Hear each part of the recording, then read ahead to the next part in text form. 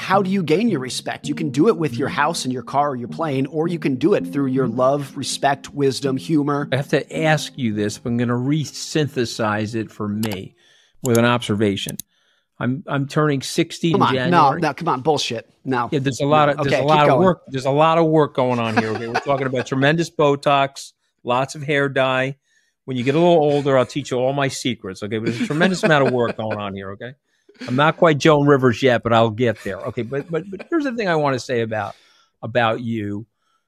I was having this conversation with my wife. We have a decent amount of money. We live in a decent house. We're blessed with these things. Started out poor, and I had what Ace Greenberg said, a deep desire to be rich. But I also recognized, maybe it was my religion, maybe it was the grounding from my parents, that you didn't have to overreach. I don't have to prove to people I can live in a big house. I don't have to have more than you to like one up you or anything like that. Yet I live and work on Wall Street, and we both know these people. We know miserable billionaires and miserable millionaires, and they're here on Wall Street with us. And it makes me think that there's something wrong with our brains when it comes in contact with money. Definitely something wrong with our brains when it comes in contact with power, right? It's like what Lord Acton said, the power corrupts. So what is it about the human brain on money?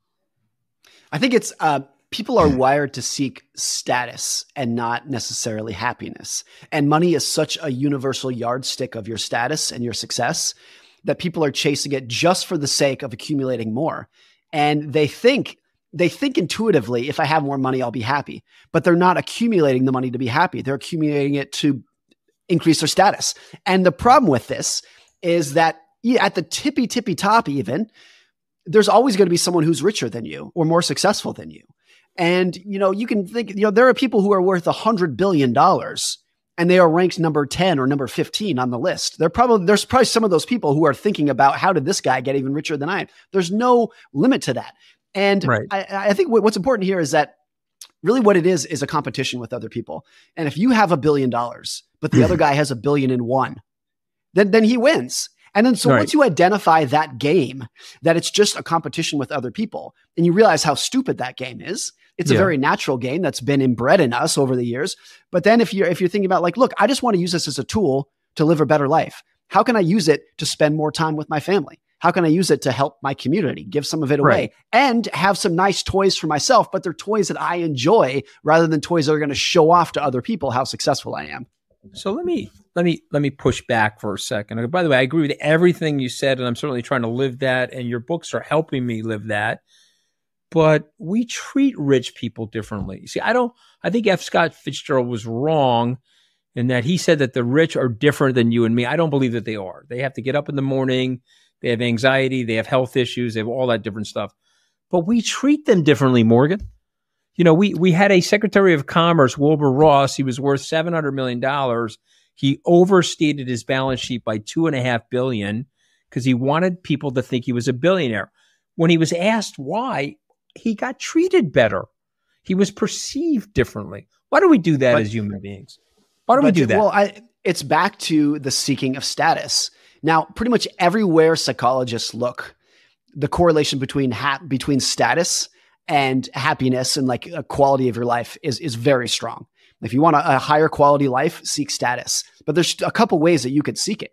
You could do it like Wilbur and try to cheat your way and like lie about your net worth. Maybe that's too strong of a word, but there's not too strong of a word. No. He exaggerates it. Or you could do it and Trump exaggerates it. And then you have other people that are understating it. You know what I mean? Because they're trying to get out of the spotlight. Or you can do it legitimately and like legitimately make money and use that to buy a Rolls Royce that you're showing off your status. Or the other way is you can do it through your love, your wisdom, your humor, your ability to help people. That will gain you respect and admiration and status as well, particularly from the people who you want to respect and admire you. Now, I think most people down in their soul, they want about 10 people to love them. They probably want their spouse, their kids, their parents, their siblings, their close friends to love them. And everyone else is kind of like an ancillary thing. Right. And you're going to gain not in the beginning, by the way. Not in the beginning, because I have young kids. One of my young kids walked in before 100%. Totally agree with that. Yeah, right. They get upset. They want everybody in their class to like them. Calm down. They're not going to all like you. See, there's definitely a thing where early in your career, I think you should wave your arms as wildly as you can to gain people's, and to gain people's attention for that, to make a name for yourself. There's a limit. There's a right way to do it. But the older that you get, you're going to narrow down the number of people who you actually want to love you.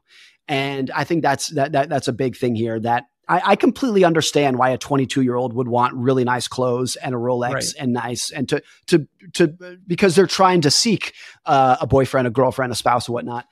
From our perspective, as we get a little bit older, and you're not 60, I don't believe that, but as we get a little bit older, then I think the narrowing of that really changes how you're going to seek attention and respect and status. All right. Well, you can Google my fat ass. Okay. I was born on January 6, 1964, and I'm going to be 60 very shortly, and it goes by very quickly. And so maybe you can write a third book called The Psychology of Time, and underneath it, where the hell does it go? Okay. But let me get back to these. Let me get back to these critical, vital things. Okay. Love, greed, envy. You write with such brilliant observation of those three words. Let's start with the word love. I mean, that's what everybody wants. The Warren Buffett definition of success, of just life success, is when the people who you want to love you actually love you. Mm-hmm. And he contrasts this with all these billionaires that he knows, and I know you know some of them too. And Buffett says nobody loves them. They have all the money in the world. They have hospital wings named after them. They have mansions. They have jets, and nobody loves them. Their kids don't love assholes. them. They act like assholes. They're rude. They're condescending. They're know-it-alls. They're chiselers. But this gets back to my thing of like, how do you gain your respect? You can do it with your house and your car or your plane, or you can do it through your love, respect, wisdom, humor. Humor is maybe the biggest one. If you learned that your famous comedian was actually broke, that your favorite comedian was broke, you probably wouldn't care. You're like, I respect and admire you because you're funny, not because of your bank account. But if you are looking at a private equity tycoon, a hedge fund manager, and they go broke, you're like, that was kind of all I admired you for was your bank account. Right. And I just think it's such a more durable, fulfilling way to like seek your status from those internal things rather than your money. Now, a lot of this, like money can be like connected to it. Like I, as a parent, you as a parent, I want to take the best care of my children and my wife and my family. And money is a big part of that. I want to give them the comfortable life that money provides. So it's not that money doesn't play a role here, but you have to understand the root of what you're getting is not necessarily of what you're trying to get is their love and respect and attention from those few people who you want to love you.